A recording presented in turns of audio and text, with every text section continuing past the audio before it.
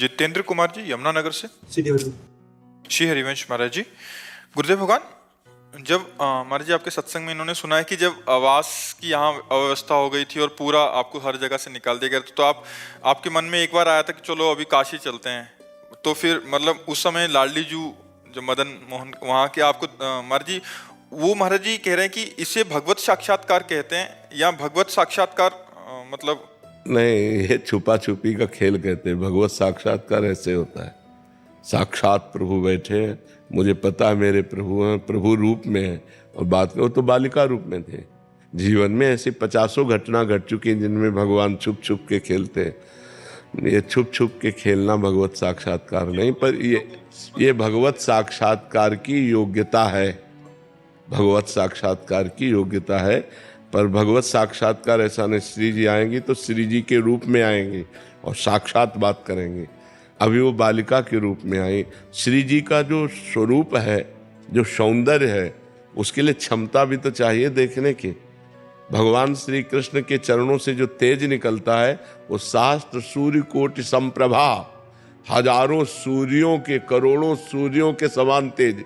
एक सूर्य को तो देख नहीं सकते और एक साथ करोड़ सूर्यों का तेज श्री कृष्ण के चरणों से निकल रहा है, हम कैसे देख पाएंगे। तो भजन करते करते क्षमता आती है उस महाप्रकाश, उस तेज पुंज परमात्मा को देखने की। वो दिव्य दृष्टि देते हैं, तब वो साक्षात्कार होता है। इसीलिए अपने भक्तों के साथ नॉर्मल रूप रख करके, लड़की का रूप रख लिया, बालक का रूप रख लिया, वृद्ध का रूप रख लिया, संत का रूप, तो अरे ये तो भगवान थे। जब चले गए तो अरे ये तो भगवान थे, ये तो श्री जी थी, पक्का श्री जी थी। और हृदय आनंद में लबालब डूब रहा है। अब वो धीरे धीरे क्षमता बढ़ती चली जाती है, फिर वो अपने रूप में आ जाते। अगर वो अपने रूप में आ जाए तो अभी प्राण निकल जाए। प्राणों की क्षमता नहीं कि देख सके।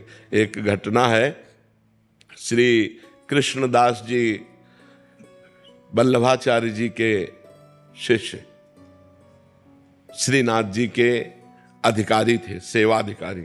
तो सेवा के लिए आगरे जाया करते थे, सामग्री, बहुत सी सेवा सामग्री लेने। और अधिकारी थे, खूब ऐश्वर्य धन था। तो एक दिन गए तो देखा बहुत से लोग मंडलाकार घेरे हुए हैं और नाच गाना हो रहा है। तो कौतुक में उन्होंने कि कौन नाच रहा है। तो देखा तो एक नवीन वैश्या बड़ी सुंदर और बड़े हाव भाव से नृत्य कर रही थी। कोई 5 का नोट, कोई 10 का नोट जैसे ऐसे दे, तो वो नजदीक लेने आती थी।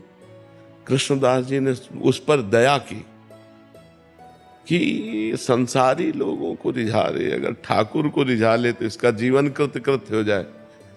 तो उन्होंने स्वर्ण मुद्रा निकाली। जब स्वर्ण मुद्रा देखी तो भागती चली आई और आकर के अपने जो अदब करती है, अदब उन्होंने स्वर्ण मुद्रा दिया और कहा अगर हमारे डेरे पे नाचने आ जाओ तो तुमको 100 मुद्राएं देंगे सर। तो कहा आदेश करो, कहाँ तुम्हारा डेरा है। बोले ममुक जगह रुके हैं। तो अपने परिकर सहित गई। तो उनका तुम्हें यहाँ नाचना नहीं, केवल हमसे बात करनी। हमारे बादशाह हैं, अगर हमारे बादशाह के सामने तुम नाच दो तो तुम्हें 1000 मुद्राएं देंगे। अरे उनको बताओ कब। तो उनका अभी, पर 1 महीना हमारे साथ रहना होगा। तो उन्होंने जो उनके बजाने वाले थे उनको पर्याप्त मुद्राएं दी और वैश्या को लिया और आ गए। गिरिराज जी में जब ये हुआ कि कृष्णदास भंडारी जी, अधिकारी जी वैश्या को लेके आए, तो सब गलत सोचने लगे। उन्होंने मानसी गंगा, राधा कुंड सब जगह स्नान करवाया और उसको पद सिखाया, जो आचार्यों के पद हैं, और भावभंगियाँ तो उसको आती ही थी। और एक दिन 1 महीने के बाद फिर ले गए। बोले आज अपने बादशाह के पास ले चल रहा हूँ, वैसे ही अदब से करना जैसे बादशाह से किया जाता है। श्रीनाथ जी गिरिराज जी में विराजमान थे। श्रीनाथ जी के सामने गए और देखो कहा क्या, आगरे से हम आपकी सेवा की वस्तु लाते हैं, इस बार ये सेवा की वस्तु लाए हैं, आप इसे स्वीकार करो। जे उसने जोहार करके प्रणाम करके और पद गाया और नाचा, और नाच करके जे ही ऐसे किया ते ही श्रीनाथ जी अपने रूप में, बस रूप देखा, धड़ाम से गिरी, मर गए। कृष्णदास जी बोले काम हो गया। गई भगवान की भेंट, भगवान के पास गई। तो भगवान का रूप ऐसा है, सब कोई देख के सह जाए। दिन रात भजन करके कष्ट सहते हुए जब हृदय धीरे धीरे धीरे धीरे धीरे, तो भगवान दिव्य दृष्टि देते हैं। देखो अर्जुन पास रहते हैं, भगवान श्री कृष्ण के साथ खाते पीते हंसते मजाक करते हैं, लेकिन भगवान का स्वरूप जो है वो नहीं जानते। जब भगवान ने विराट स्वरूप दिखाने की बात कही तो दिव्य दृष्टि दी, मतलब अर्जुन श्री कृष्ण रूप देख रहे हैं, लेकिन भगवान का जो और रूप है विराट, उसके देखने के लिए भगवान ने दिव्य दृष्टि दी कि नहीं? गीता में स्पष्ट लिखा हुआ। जबकि श्री कृष्ण रूप देखने के लिए दिव्य दृष्टि चाहिए। जो श्री कृष्ण रूप अर्जुन के सामने है उसे देखने के लिए हमको दिव्य दृष्टि चाहिए, और अर्जुन जी उसे देख रहे हैं ऐसे ही। और अब उनको विराट रूप की जब दृष्टि मिली तो कांप गए महाराज। अर्जुन कांप रहे हैं, गीता में पढ़ के देख लो, थरथरा रहे हैं भगवान के विराट रूप को देखकर। तो जो साक्षात्कार है वो दिव्य दृष्टि से होता है। इसीलिए भगवान अपने भक्तों के साथ लीला करते रहते, छुप छुप के किसी न किसी रूप में आकर उनको दुलार कर जाते, उनको प्यार कर जाते, और बाद में अनुभव कराते कि यार ये तो भगवान है। हम एक घटना तुम्हें बताते, गिरिराज जी में दंडोती परिक्रमा लगा रहे थे। आगे आगे गुरुदेव भगवान थे और पीछे हम थे, दंडोती परिक्रमा।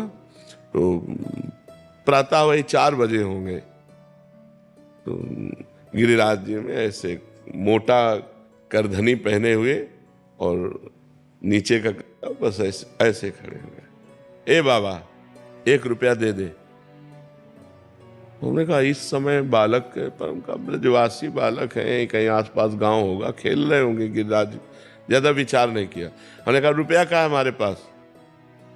बस ऐसे कमर में अंगोछा में से रुपया बांधे हुए थे, क्योंकि श्री जी साथ रहती है तो भोग लगाने के लिए केला है, फल है, कुछ न कुछ खरीदना होता था।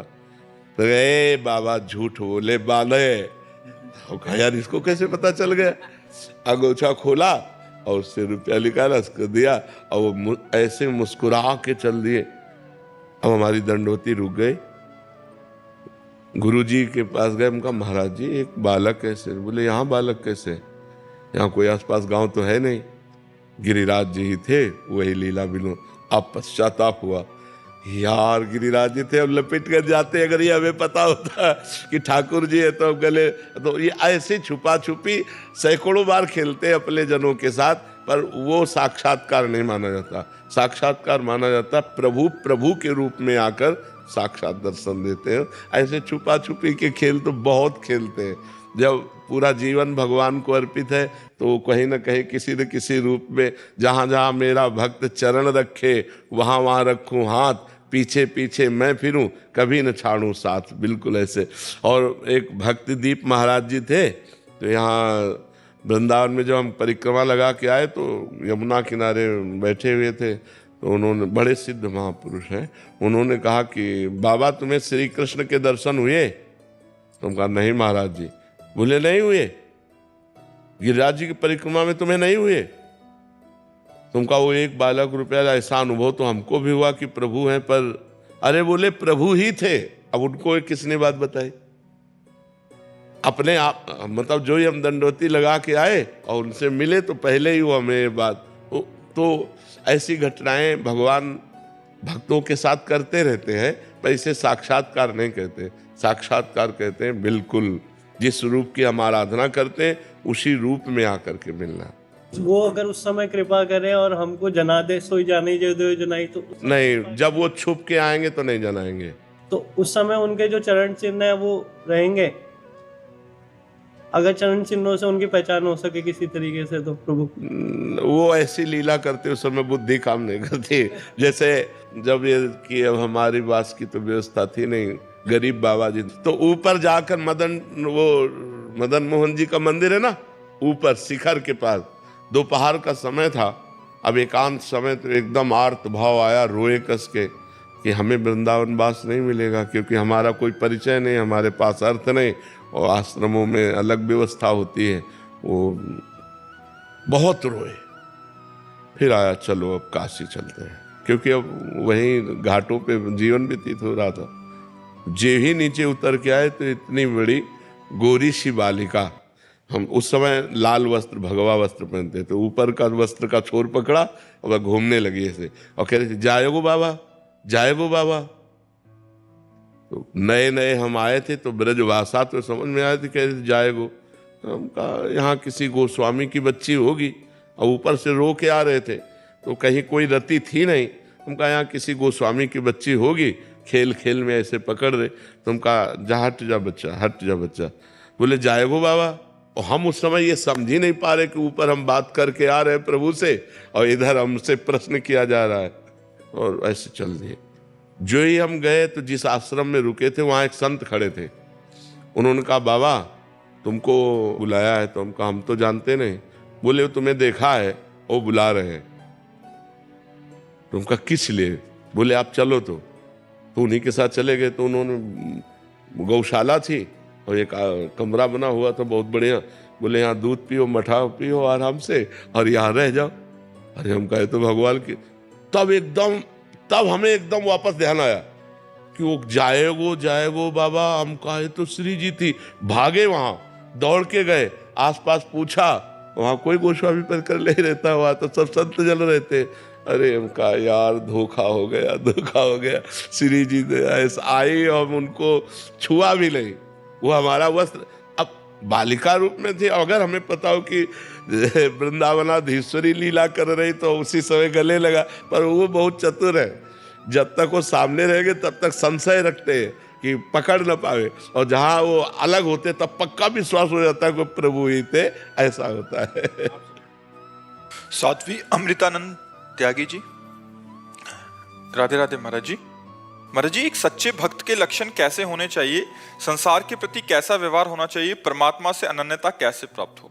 सत्य भक्त के लक्षण है, पहला लक्षण, सबसे पहला लक्षण गुरु पादाश्रया, श्री सदगुरुदेव भगवान के चरणों का आश्रय। दूसरा लक्षण उनकी आज्ञा का अक्षरशः पालन करना। तीसरा लक्षण सहनशील, दुख सुख में, मान अपमान में, निंदा स्तुति में समान। चौथा लक्षण सबके प्रति करुणा का भाव रखना, तितिक्षा और कारुणिका, दयावान, और सब भूतों में एक ही परमात्मा को देखना।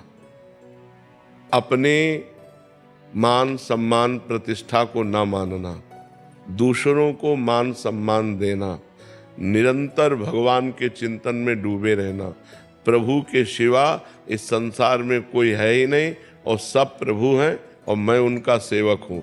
सो अनन्य गति जाके असमति न टरे हनुमंत, मैं सेवक सचराचर रूप स्वामी भगवंत। चराचर सिय राम में सब जग जानी, करो प्रणाम जोरि जुग पानी। ऐसा जो है वो भक्त है, जहाँ काम क्रोध मद मान न मोहा, लोभ न क्षोभ राग नहीं द्रोहा, जिनके कपट दंभ नहीं माया, तिनके हृदय बसो रघुराया। ऐसे जो भक्त हैं जिनके हृदय में काम क्रोध लोभ मोह मद मत्सर ईर्ष्या द्वेष नहीं है, कपट दंभ नहीं है, हे भगवान ऐसे भक्तों के हृदय में आप निवास करो। जननी सम जानहि पर नारी, धन पराय बिसते बिस भारी, जिन्हें राम तुम प्राण प्यारे, तिनके मन शुभ सदन तुम्हारे। जो दूसरी स्त्रियों को अपनी माँ के समान पवित्र भाव से देखते हैं, जो दूसरे के धन को विष के समान समझते हैं, और हे राम जो आपको प्राण प्यारे हैं, जो आपको प्राणों से भी अधिक प्यार करते हैं, आप उनको प्यार करते हैं, ऐसे भक्तों के हृदय में, ऐसे भक्तों के मन में आप निवास करें। तो भगवान के भक्तों के वैसे तो अनंत लक्षण हैं, क्योंकि अनंत भगवान में जब चित्त जुड़ गया तो अनंत महिमा प्रकाशित हो जाती है। पर प्रधान लक्षण है तदर्पिता अखिलाचारिता तद्विस्मरणेन परम व्याकुलतेत। वो आचरण जो शास्त्र सम्मत है, पाप आचरण जिनसे बिल्कुल नहीं होते, और जो भागवती का आचरण होते हैं वो भगवान को समर्पित करते रहते हैं और निरंतर भगवान के चिंतन में डूबे रहते हैं। ये भक्त का लक्षण। और सब में परमात्मा देख करके उसमें दास्य भाव रखना, ये अनन्य परमात्मा की भक्ति है। और क्या पूछा था? मर्जी, संसार के प्रति कैसा व्यवहार होना चाहिए? भागवतिक व्यवहार। जैसे वो अपनी माँ से बात करेगा तो उसमें भगवान को देखकर, नाते नेह राम के मनियत सुहृद सुसेव्य जहाँ लो।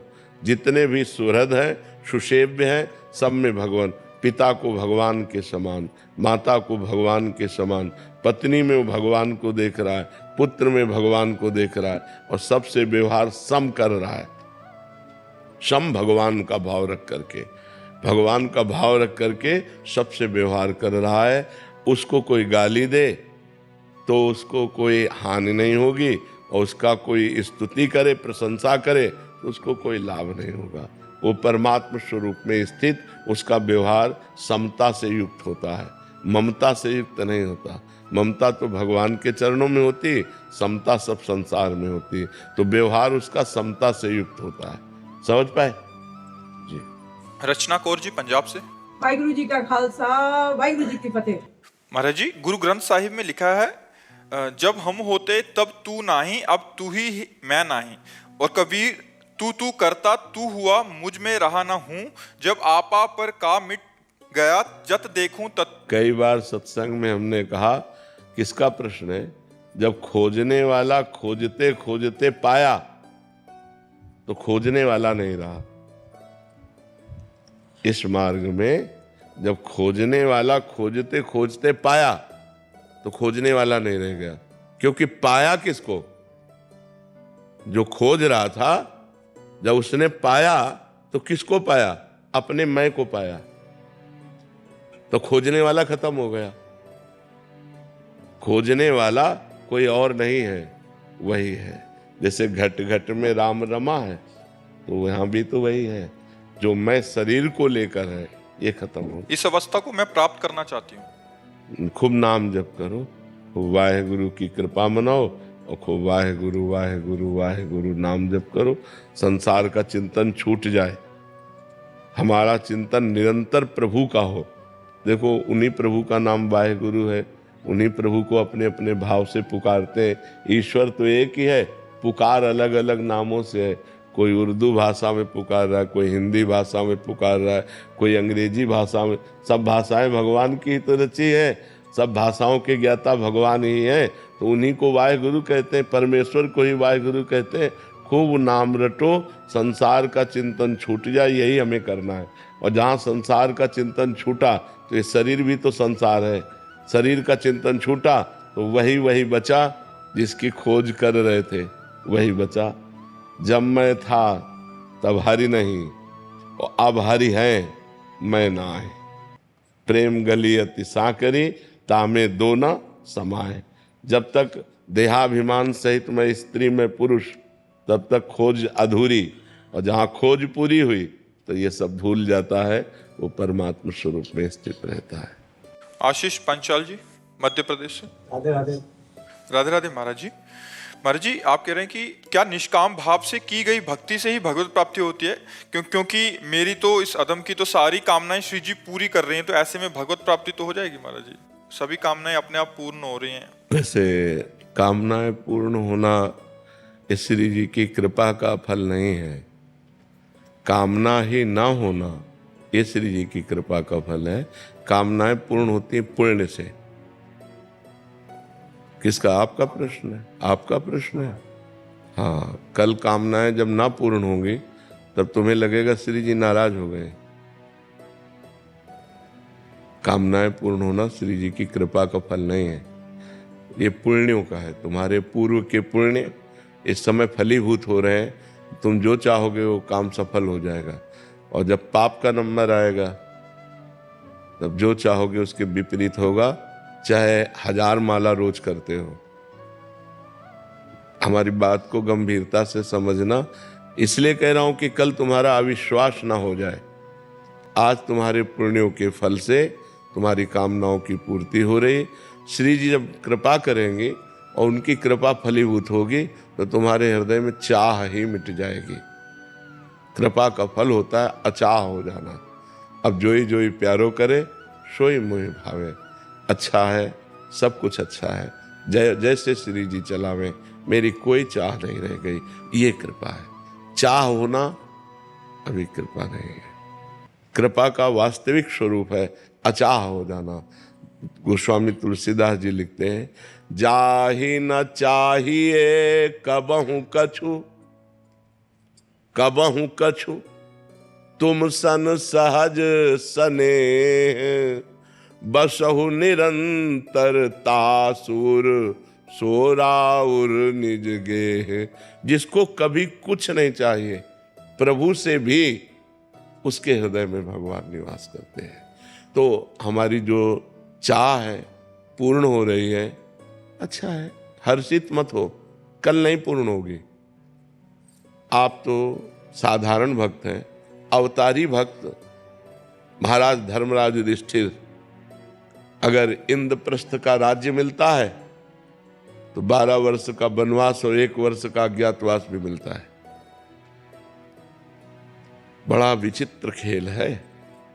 जब भगवान के अवतार के समय की बात है, जब भगवान यहाँ प्रगट में थे, वैसे तो भगवान सर्वत्र हैं, लेकिन उस समय श्री कृष्ण रूप में प्रकट थे, उन महापुरुषों को कितना कष्ट भोगना पड़ा। क्या उनके ऊपर श्री कृष्ण कृपा नहीं थी क्या? विचार करना। तो आज हमारी अनुकूलताओं की पूर्ति होती है, हम जो चाहते हैं वो मिल जाता है। ये भगवान की कृपा नहीं है, ये हमारे पुण्यों का फल है। क्योंकि कल आज जैसे भक्ति है तो और बढ़ेगी भक्ति, लेकिन कल समस्या आ जाएगी, तब आपको लगेगा क्या भगवान की कृपा हम पर नहीं, भगवान की कृपा पहले भी थी और अब भी है। अब आपके पाप का नंबर चल पड़ा है तो आपको भोगना पड़ेगा। जैसे हमारे शरीर पे अब पाप का क्रम लग गया, अब उसको भुगताना है, तो अब डायलिसिस, ये वो, कितनी परेशानियां। तो कल तुम्हें जब भोगना पड़ेगा तब तुम्हें अविश्वास हो जाएगा भगवान से कि यार कल तक तो बहुत कृपा थी, जो सोचते थे हो जाता था, आज ऐसा क्यों हो रहा है। तो इसलिए हम सांसारिक लाभ को भगवान की कृपा से न तौलें, अपनी इच्छाओं की पूर्ति को भगवान की कृपा से न तौलें। ये पुण्य और पाप के फल से दुख और सुख आता रहता है। सुख और दुख में समान भाव होना, ये कृपा है। कोई चाह न रह जाना, ये कृपा है। भारी दुख की परिस्थिति है, फिर भी हृदय कह रहा है बड़ी कृपा है, भगवान बहुत कृपालु है, हम पर बड़ी कृपा, ये कृपा है। कामनाओं की पूर्ति में तो सब कृपा का अनुभव करेंगे, लेकिन विपत्ति और दुख में कृपा का अनुभव करे सो भक्त। नहीं, बात समझ पा रहे आप जी?